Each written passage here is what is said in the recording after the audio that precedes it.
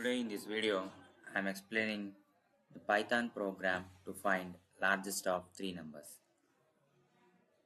Largest of three numbers find out ಮಾಡಕ್ಕೆ ನಮಗೆ ಫಸ್ಟಿಗೆ 3 types of variables ಬೇಕು. ಆ 3 types of variables ನಾನು ತಗೊಳ್ತೀನಿ.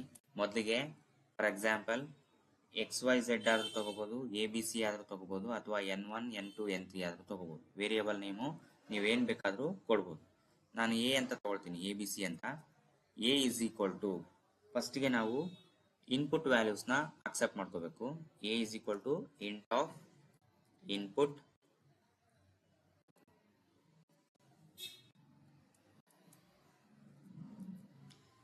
Enter first number.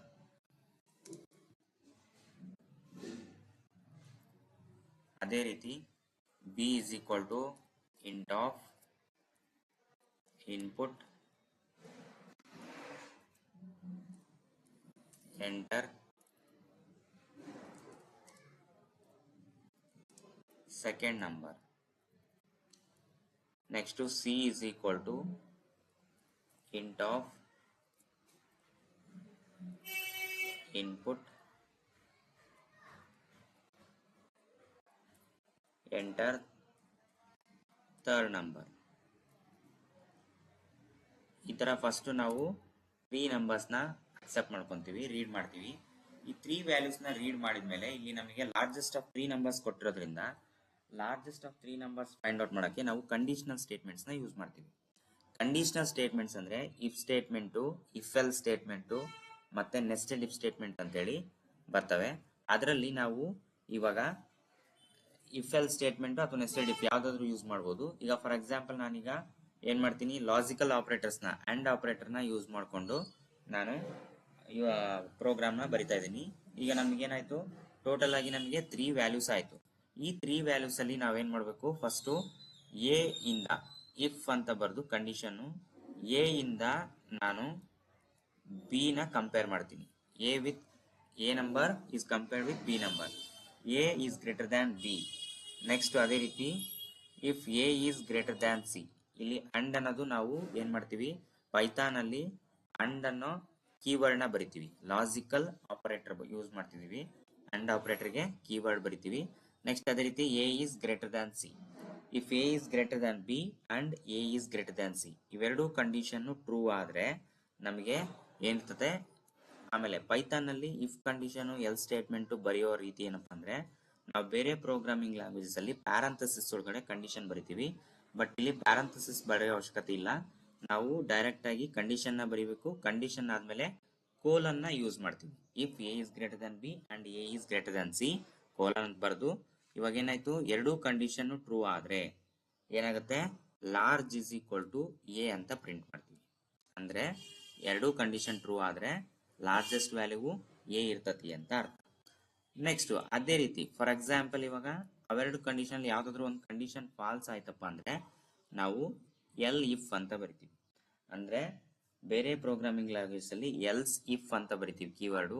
ಇಲ್ಲಿ ನಾವು ಬರೀಬೇಕಾದ್ರೆ ELIF ಅಂತ ಬರಿತೀವಿ. Elif B is greater than C. B is greater than C ನ ಚೆಕ್ ಮಾಡ್ತೀವಿ. B is greater than C condition true ಆಯ್ತಪ್ಪ ಅಂದ್ರೆ ಸೇಮ್ ಇಲ್ಲಿ ಕೂಡ ನಾವು ಇಫ್ ಕಂಡೀಷನ್ ಬರ್ದ್ಮೇಲೆ ಏನ್ ಕಂಡೀಷನ್ ಕೋಲನ್ ಬರ್ದಿವೋ ಅದೇ ರೀತಿ B is greater than C ಬರ್ದ್ಮೇಲೆ ಕೋಲನ್ ಬರಿಬೇಕು.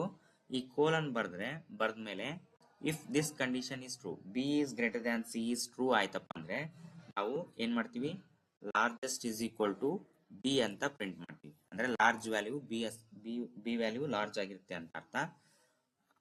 Otherwise if this condition B is greater than C is false, ಆ ಕಂಡೀಷನ್ ಫಾಲ್ಸ್ ಆಯ್ತಪ್ಪ ಅಂದ್ರೆ ನಮಗೆ ನಾವೇನ್ ಬರಿತೀವಿ, large is equal to C ಅಂತೇಳಿ ಬರಿತೀವಿ. Large is equal to C.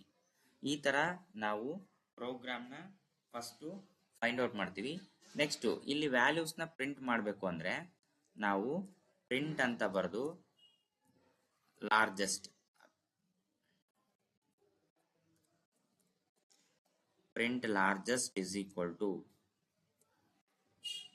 LAR ಈ ತರ ಬರಿತೀವಿ. ಈ ತರ ಬರೆದು ನಾವು ಫಸ್ಟ್ ಏನ್ ಮಾಡಿದ್ವಿ, 3 ವ್ಯಾಲ್ಯೂಸ್ ನ ಇನ್ಪುಟ್ ಮಾಡ್ಕೊಂಡ್ವಿ.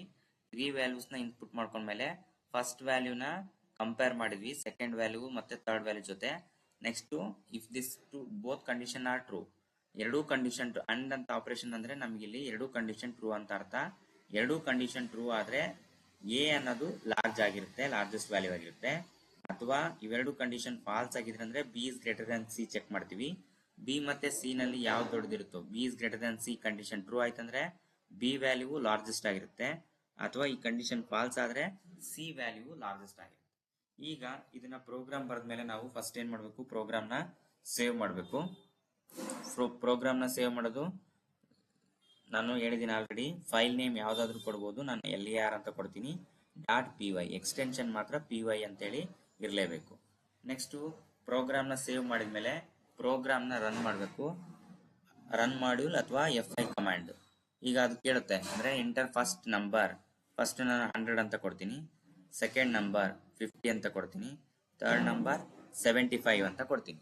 ಈಗ ನಮಗೆ 3 ನಂಬರ್ಸ್ ಇದಾವೆ. 3 ನಂಬರ್ಸ್ ಅಲ್ಲಿ ಲಾರ್ಜೆಸ್ಟ್ ಯಾವುದು ಅನ್ನೋದು ನಮ್ಗೆ ಗೊತ್ತಿದೆ. ಇಲ್ಲಿ 100 ಲಾರ್ಜೆಸ್ಟ್ ಬರಬೇಕು, ಲಾರ್ಜೆಸ್ಟ್ ಇಸ್ ಈಕ್ವಲ್ ಟು 100 ಅಂತ. ಹಂಗಾದ್ರೆ ನಾವು ಮಾಡಿರೋ ಪ್ರೋಗ್ರಾಮು ಕರೆಕ್ಟ್ ಇದೆ ಅಂತ ಅರ್ಥ. ಲಾರ್ಜೆಸ್ಟ್ ಇಸ್ ಈಕ್ವಲ್ ಟು 100 ಅಂತ ಬಂತು. ಈಗ ಈ ತರ ಲಾರ್ಜೆಸ್ಟ್ ಆಫ್ 3 ನಂಬರ್ಸ್ ನ ಕಂಡಿಡಿದ ಮೇಲೆ ನಾವೇನ್ ಮಾಡಬೇಕು, ಫಸ್ಟ್ ನಂಬರ್ ಲಾರ್ಜೆಸ್ಟ್ ಗೆ ಚೆಕ್ ಮಾಡಬೇಕು. ಅದೇ ರೀತಿ ಸೆಕೆಂಡ್ ನಂಬರ್ ಲಾರ್ಜೆಸ್ಟ್ ಗೆ ಚೆಕ್ ಮಾಡಬೇಕು, ಥರ್ಡ್ ನಂಬರ್ ಲಾರ್ಜೆಸ್ಟ್ ಗೆ ಚೆಕ್ ಮಾಡಬೇಕು. ಅಂದ್ರೆ 3 ಔಟ್ಪುಟ್ಸ್ ನ ಚೆಕ್ ಮಾಡಬೇಕು. ಈಗ ಫಸ್ಟ್ ಔಟ್ಪುಟ್ ಅಲ್ಲಿ ಏನಾಯ್ತು, ಫಸ್ಟ್ ನಂಬರ್ ಲಾರ್ಜೆಸ್ಟ್ ಅಂತ ಪ್ರಿಂಟ್ ಆಯ್ತು. ಈಗ ಅದೇ ರೀತಿ ಸೆಕೆಂಡ್ ಅಲ್ಲಿ ನಾನು ಏನ್ ಮಾಡ್ತೀನಿ, ಫಾರ್ ಎಕ್ಸಾಂಪಲ್ ಇನ್ನೊಂದು ಔಟ್ಪುಟ್ ರನ್ ಮಾಡ್ತೀನಿ. ರನ್ ಮಾಡಿದಾಗ ಎಂಟರ್ ಫಸ್ಟ್ ನಂಬರ್ ಅಂತ ಕೇಳುತ್ತೆ, 10 ಅಂತ ಕೊಡ್ತೀನಿ. ನೆಕ್ಸ್ಟ್ 30 ಅಂತ ಕೊಡ್ತೀನಿ, ನೆಕ್ಸ್ಟ್ 20 ಅಂತ ಕೊಡ್ತೀನಿ. 10, 30, 20 ಅಂದ್ರೆ ನಾವು 3 ನಂಬರ್ಗೆ ಯಾಕೆ ಚೆಕ್ ಮಾಡ್ಬೇಕಪ್ಪ ಅಂದ್ರೆ ನಾವು ಬರ್ದಿರೋ ಪ್ರೋಗ್ರಾಮ್ ಲಾಜಿಕ್ ಕರೆಕ್ಟ್ ಇದೆಯಲ್ಲ ಅಂತ ಚೆಕ್ ಮಾಡಕ್ಕೆ 3 ನಂಬರ್ಸ್ ಸ್ಯಾಟಿಸ್ಫೈ ಆಗ್ಬೇಕು. ಅಂದ್ರೆ 3 ನಂಬರ್ಸ್ ಕರೆಕ್ಟ್ ಔಟ್ಪುಟ್ ಬರಬೇಕು. ಕೆಲವೊಂದ್ಸರಿ ಏನಾಗುತ್ತೆ, ಕೆಲವೊಂದು ಲಾಜಿಕ್ ಅಲ್ಲಿ ಓನ್ಲಿ 1 ಔಟ್ಪುಟ್ ಬರುತ್ತೆ, ಇನ್ನೆರಡಕ್ಕೆ ಔಟ್ಪುಟ್ ಬರಲ್ಲ. ಅಥವಾ 2 ಔಟ್ಪುಟ್ ಬರ್ತವೆ, 1 ಔಟ್ಪುಟ್ ಬರಲ್ಲ. ಈ ತರ ಆಗುತ್ತೆ. ಹಂಗಾಗಿ ನಾವು 3 ನಂಬರ್ಸ್ಗೂ ಚೆಕ್ ಮಾಡಬೇಕು. ಇವಾಗ ನಮಗೆ ಲಾರ್ಜೆಸ್ಟ್ ವ್ಯಾಲ್ಯೂ ಸೆಕೆಂಡ್ ನಂಬರ್ ಅದು ಪ್ರಿಂಟ್ ಆಗಬೇಕು. Largest is equal to 30 print ಆಯ್ತು. ಅದೇ ರೀತಿ ನೆಕ್ಸ್ಟ್ ಥರ್ಡ್ ವ್ಯಾಲ್ಯೂ 10, 20, 30 ನೋಡ್ರಿ, largest is equal to 30. 3 outputs ನಮಗೆ ಕರೆಕ್ಟ್ ಆಗಿ ಬಂದ್ವು. ಹಂಗಾಗಿ ನಾವು ಬರ್ದಿರೋ ಪ್ರೋಗ್ರಾಮು ಕರೆಕ್ಟ್ ಇದೆ ಅಂತ ಅರ್ಥ. ಈಗ ನೋಡ್ರಿ, ಫಾರ್ ಎಕ್ಸಾಂಪಲ್ ಇಲ್ಲೇನಾದ್ರೂ ನೀವು ಮಿಸ್ಟೇಕ್ ಆಗಿ ಪ್ರಿಂಟ್ ಸ್ಟೇಟ್ಮೆಂಟ್ ನ ಲಾರ್ಜ್ ಕೆಳಗೆ ಬರ್ದಿರಿ ಅಂತ ಅನ್ಕೊಡ್ರಿ. ಎಲ್ ಕೆಳಗೆ ಅಂದ್ರೆ large is equal to C print ಮಾಡಿರಲ್ಲ, ಇಲ್ಲಿ ಬರ್ದಿರಿ ಅಂತ ಅನ್ಕೊಡ್ರಿ. ಇಲ್ಲಿ ಯಾವುದೇ ಎರರ್ ಬರಲ್ಲ. ಈಗ ನೋಡ್ರಿ, ಫಾರ್ ಎಕ್ಸಾಂಪಲ್ ರನ್ ಮಾಡ್ತೀನಿ. ರನ್ ಮಾಡಿದಾಗ ಏನಾಗುತ್ತೆ, ಕೇಳುತ್ತೆ ಕರೆಕ್ಟಾಗಿ 10, 20, 30 ಔಟ್ಪುಟ್ ನಿಮಗೆ ಬಂತು, ಲಾರ್ಜೆಸ್ಟ್ ಇಸ್ ಈಕ್ವಲ್ ಟು 30 ಅಂತ. ಬಟ್ ಅದೇ ನಾವು ಸೆಕೆಂಡ್ ನಂಬರ್ಗೆ ಚೆಕ್ ಮಾಡ್ತೀವಿ ಅಂತ ಅನ್ಕೊಡ್ರಿ. ಸೆಕೆಂಡ್ ನಂಬರ್ಗೆ ಅಂದ್ರೆ ನಾನು ಅವಾಗಲೇ ಹೇಳ್ದಂಗೆ ಫಸ್ಟ್ ನಂಬರು ಅಥವಾ ಸೆಕೆಂಡ್ ನಂಬರ್ 100, 200, 50. ಈಗ ನೋಡ್ರಿ, ಔಟ್ಪುಟ್ ಬರಲ್ಲ. ಅಂದ್ರೆ ನಾವು ಬರ್ದಿರೋ ಲಾಜಿಕ್ ರಾಂಗ್ ಐತಿ ಅಂತ ಅರ್ಥ. ಇಲ್ಲಿ ಓನ್ಲಿ 1ಗೆ ಥರ್ಡ್ ವ್ಯಾಲ್ಯೂಗೆ ಏನಿರ್ತದಲ್ಲ ಆ ವ್ಯಾಲ್ಯೂಗೆ ಬರ್ತದೆ. ಫಸ್ಟ್ ನಂಬರ್ಗೂ ಸೆಕೆಂಡ್ ನಂಬರ್ಗೂ ಲಾರ್ಜೆಸ್ಟ್ ಇದ್ದಾಗ ಬರಲ್ಲ. ಯಾಕಪ್ಪ ಅಂದ್ರೆ ಇಲ್ಲಿ ನಾವು largest is equal to C ಇದ್ರ ಕೆಳಗಡೆನೆ ಬರ್ದಿವಲ್ಲ, ಇದ್ರ ಕೆಳಗಡೆ ಬರ್ದ್ರೆ ಅರ್ಥ ಏನಪ್ಪಾ ಅಂದ್ರೆ ಓನ್ಲಿ ದಿಸ್ ಪ್ರಿಂಟ್ ಈ statement is only for large is equal to C. ಈ ಸ್ಟೇಟ್ಮೆಂಟ್ ಮಾತ್ರ ಇದು ಅಪ್ಲಿಕೇಬಲ್ ಆಗುತ್ತೆ. ಮೇಲಿನ ಯಾವ ಅಂದ್ರೆ ಎ ಬಿಗೆ ಅಪ್ಲೈ ಆಗಲ್ಲ, ಓನ್ಲಿ ಸಿಗೆ ಮಾತ್ರ ಅಪ್ಲೈ ಆಗುತ್ತೆ. ಅದೇ ನಾವು ಫಸ್ಟ್ ಸ್ಟಾರ್ಟಿಂಗ್ಗೆ ಬರೆದ್ರೆ ಇವೆಲ್ಲಕ್ಕೂ ಅಪ್ಲೈ ಆಗುತ್ತೆ. ಈ ತರ ನಾವು ಪ್ರೋಗ್ರಾಮ್ಗಳನ್ನ ಬರೆದು ಎಕ್ಸಿಕ್ಯೂಟ್ ಮಾಡಬೇಕು. ನೆಕ್ಸ್ಟ್ ವಿಡಿಯೋದಲ್ಲಿ ನೆಕ್ಸ್ಟ್ 6th ಪ್ರೋಗ್ರಾಮ್ನ ಯಾವ್ದಿರುತ್ತೋ ನೋಡಿ ಅದನ್ನ ಎಕ್ಸ್ಪ್ಲೇನ್ ಮಾಡ್ತೀನಿ.